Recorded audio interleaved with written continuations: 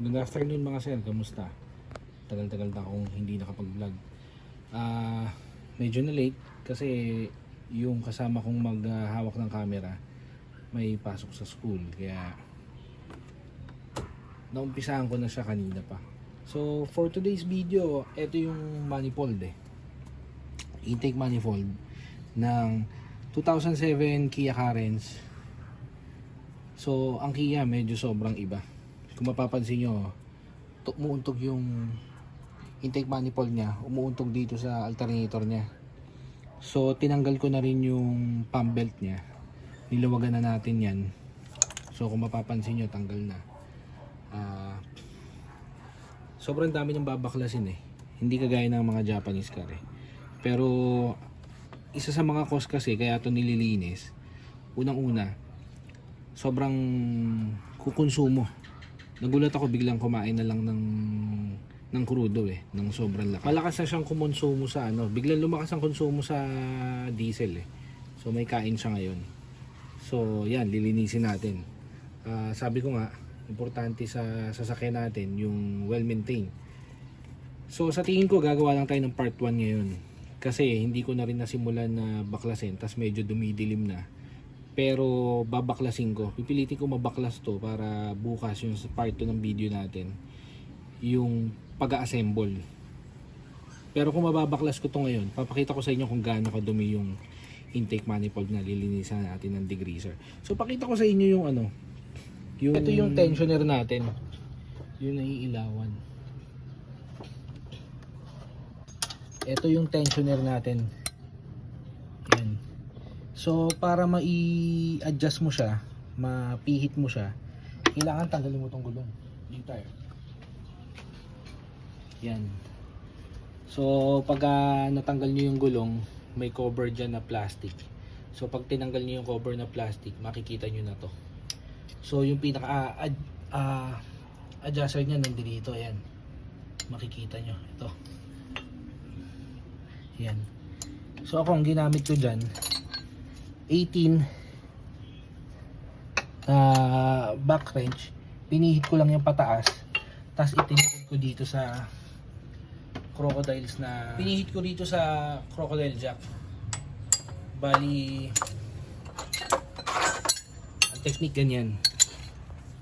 Yan, ginanyan na natin siya yan para mapihit siya. So ijunak natin, tinanggal na natin dito para mapihit. So yan, samahan nyo ako, tatanggalin natin siya.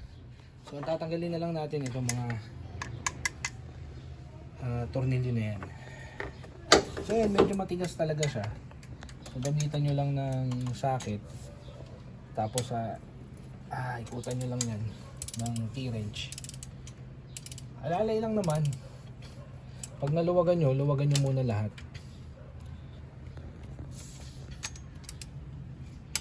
Tigas niyan literal. Ito yung mga niya, tornilyo niya na nakakapit sa crankcase natin.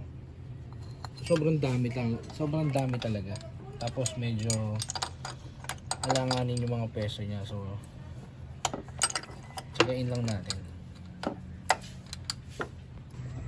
So mga sir, yan, natanggal na natin. Kung makikita nyo, sobrang dumi. Busy mo ba? Sobrang dumi ng mga cylinder natin. So naputol na rin yung mga hose natin kasi may edad na. Ayun yung hose dito sa atin. So magpapalit na rin tayo.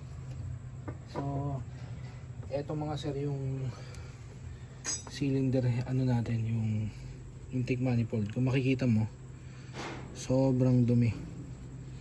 So lilinisin natin siya ng degreaser. Bago nyo linisin, siguraduhin nyo na tanggal tong mechanical niya kasi bawal mabasa yan. So yan, kaya tanggal natin siya.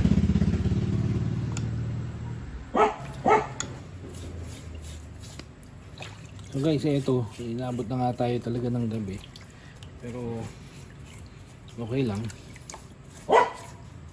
Linisin natin mabuti. Puro carbon deposit na siya. Yan siya ng Ah, degreaser para maging malinis siya. Pwede nyo rin gamitan to ng diesel kung lilinisin nyo. Diesel, magastos naman kung carburetor cleaner ang gagamitin nyo. Pero pwede rin yung mga yan. Pag sobrang dumi nyan, hindi na yan makahinga. Kukonsumo na yan ng diesel. So, ganyan lang ang paglilinis niya. Sa proseso lang, sobrang inabot na tayo ng gabi. Sa bagay, late na rin naman tayo nagsimula. Tapos, again, pagka Korean car, yan lang yung problema niya. Dahil pinakompact nila yung size nila. Nakukumpormiso yung engine size. Yung pinaka engine bay niya. Nakukumpormiso yan. So, yan yung nahihirapan.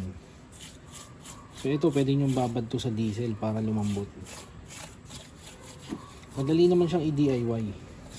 Yan, yung sa pinaka radiator natin, sa thermostat, yung mga hose papalitan na rin natin kasi medyo hindi na rin maganda itsura para isang baba na lang. Kasi sa Korean car, kapag magbababa ka nyan, nasa ilalim nyan yung hose. So yung proseso ng pagpapalit nya, proseso rin, dudukutin din sa ilalim. So yeah.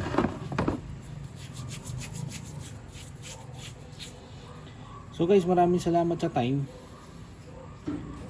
Ito yung part 1. Bukas pag-a-assembly na natin, bibili lang ako ng hose para papalitan ko na rin yung hose niya. Update ko kayo, gawan ko ng video. And then kasi yung anak ko yung nagbibideo sa akin, pumasok sa school kaya medyo na late na. Late ko na rin siyang ginawa. Siguro mga 5 PM na rin So guys, maraming salamat sa time. Be safe sa lahat. God bless. Pa-like, pa-subscribe, papindot na rin yung notification bell para pag may bagong video tayo, updated kayo. So, mga sir, salamat. God bless.